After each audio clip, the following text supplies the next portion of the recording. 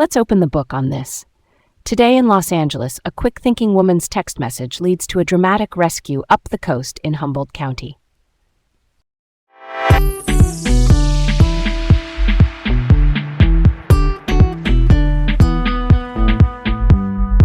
Hey, it's Leah. And I'm Garrett. Welcome to Laid Back Local, the news of the day with Leah and Garrett in Los Angeles. First up, a woman in Humboldt County escapes a kidnapping by texting 911 from a gas station bathroom. Here's what we know. Around 3 a.m., deputies say a woman was taken from her home. About an hour later, the suspect stopped for fuel in Blue Lake. She slipped into the station's bathroom and instead of calling, she quietly texted 911. That's the emergency number, and in many places you can send a text when speaking out loud isn't safe. The Humboldt County Sheriff's Emergency Communications Center, which is the county's 911 dispatch hub that routes calls and texts to responders, saw the message and sent deputies right away.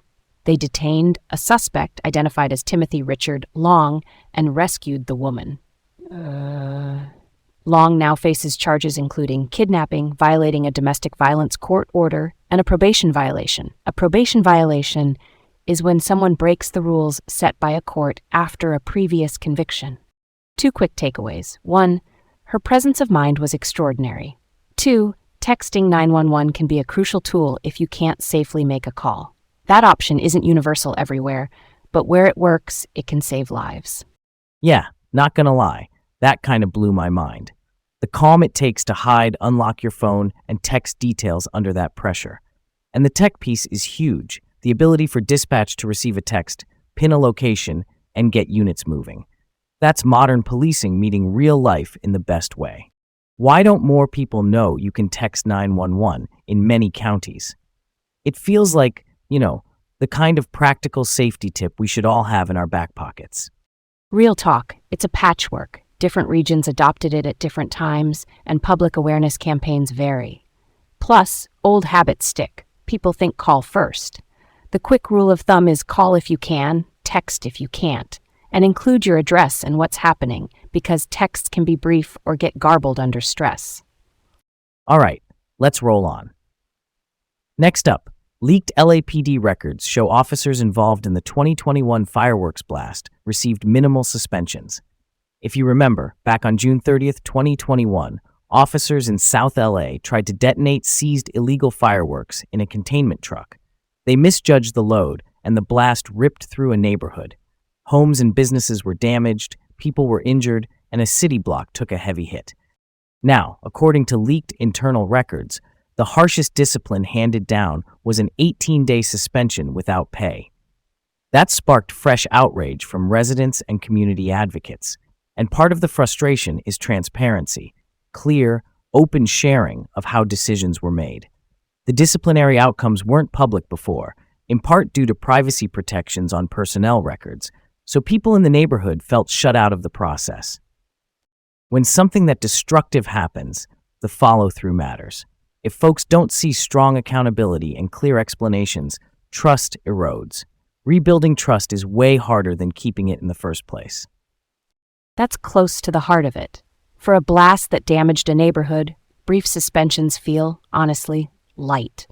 People want to know what changed, what training was updated, and who was responsible for the misjudgment.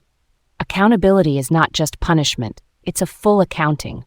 What happened, why, and what's different now so it won't happen again. Why would the punishments be so minimal after such a big failure? Part of it, I guess, is the internal discipline system and what they could prove against each individual. There are layers, policy at the time, chain of command, intent versus negligence, and then privacy rules keep details under wraps.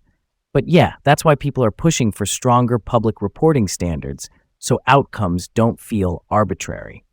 That's a thread worth pulling on as the community keeps asking for more sunlight. Next up, serial litigant Anthony Bouye has filed 1,800 ADA lawsuits, frustrating Southern California businesses. Quick definitions. ADA stands for the Americans with Disabilities Act. It's the federal law requiring public places to be accessible, things like ramps, correct counter heights, and parking spaces with proper markings. A serial litigant is simply someone who files a very large number of lawsuits. Bouyer, represented by Manning Law, an LA-based firm known for bringing ADA cases, has targeted a wide swath of shops for alleged violations, many of them minor but still legally significant. Business owners say they feel pressured into quick settlements. A settlement is when both sides agree to resolve a case, often with a payment without a full trial. Critics argue this has become a profit model. Manning Law has faced scrutiny, including a 2019 lawsuit by the Riverside County District Attorney alleging false ADA filings. Those were allegations not proven across the board, but the cloud of concern remains. On the other hand, disability rights advocates say that lawsuits are sometimes the only tool that gets businesses to remove barriers.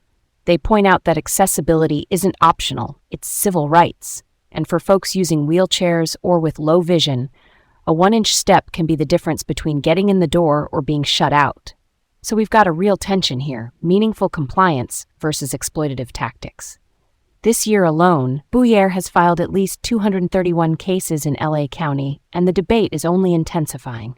I'm all about that perspective where accessibility is non-negotiable.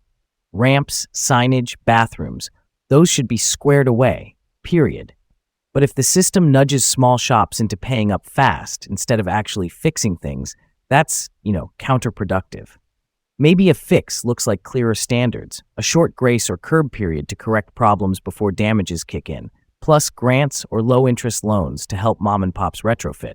That way it's compliance first, courtroom second.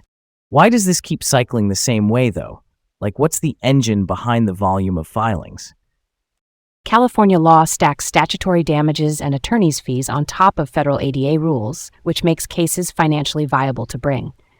And enforcement is largely private. There isn't a single agency that regularly inspects every storefront. So gaps persist until a complaint lands. The incentives and the enforcement model together drive the pattern. Let's keep it moving. California voters may face an ID requirement at the polls if a November ballot measure passes. A ballot measure is a question put directly to voters to approve or reject. This proposal would require a government ID for in-person voting and create a PIN, basically a personal identification number you set up with election officials for mail-in ballots. Right now, California doesn't require ID at the polls. Republican Assemblyman Carl DeMaio, who's backing the effort, he's a state lawmaker pushing election rule changes, argues this tightens voter rolls and ensures eligibility. Supporters frame it as a security upgrade. Critics say the new steps could make voting harder, especially for people who don't have up-to-date ID or who could trip over a new PIN system, and that might mean more rejected ballots. This debate mirrors the national back and forth on voter ID, security versus accessibility. That's a story worth telling because the details matter. I worry about unintended barriers. If you add a PIN for mail ballots, the design has to be crystal clear so people don't get tangled in new steps and lose their vote over a technicality. Election security is vital, yes, and so is making sure eligible voters aren't shut out by paperwork or process hurdles. It's a balance with real consequences. Why the PIN piece specifically? What's the core idea there? The pitch is that a PIN ties each mail ballot to a unique voter credential, like a two-factor check. In theory, that reduces the chance of someone else returning your ballot. The challenge is rollout, change management, user education, and clean databases. If any of those are messy, people get tripped up. That's the curveball. Last up, Xavier Becerra gains momentum in the California governor race amidst controversies and support. Quick refresher. Becerra is a longtime California political figure. He first won a congressional seat in 1992, built on grassroots energy, meaning small-dollar donors, and neighborhood organizing. He later served as California Attorney General in 2016, and then as U.S. Health and Human Services Secretary in 2021. HHS is the federal department that oversees health policy, Medicare, Medicaid, and public health agencies. He's known for an aggressive legal posture, including suing the Trump administration more than 120 times over issues from environment to healthcare. Supporters highlight his depth of experience and Latino heritage as resonant in a diverse California electorate. Critics point to what they view as a cautious approach during COVID while he led HHS. His allies dispute that, saying he steered complex agencies through a crisis. Recently, his campaign got a jolt when Congressman Eric Swalwell, he's a Bay Area Democrat, exited the race after a scandal opening space in the field. That helped Becerra's poll numbers rebound. He's leaning again on community support while competing with big spending rivals like Tom Steyer, the billionaire activist and businessman. It sets up a classic contrast: retail politics and field organizing versus heavy ad buys. And in California, both methods have a track record. The question is which story arc lands with voters this year. Politics moves fast for sure. A scandal reshapes a lane, name recognition surges, and suddenly the map looks different. Voters often gravitate to familiarity plus competence when the field is noisy, and Becerra's resume checks those boxes for a lot of folks. At the same time, deep pockets can keep another candidate's message on loop, so momentum can flip again. This one's got legs, don't you think? Why did the numbers shift so quickly, though, beyond the headline scandal piece? Safe harbor effect. When a frontrunner stumbles, undecided voters look for a steady alternative with statewide cred. Becerra had infrastructure and history ready to catch that movement. Add in coalitions that remember his AG work, immigration, consumer protection, and the bump makes sense. And that's where we'll leave it for now. That's all for today on Laid Back Local, the news of the day, with Leah and Garrett in Los Angeles. Thanks for tuning in. Have a great day and catch us tomorrow for more local updates.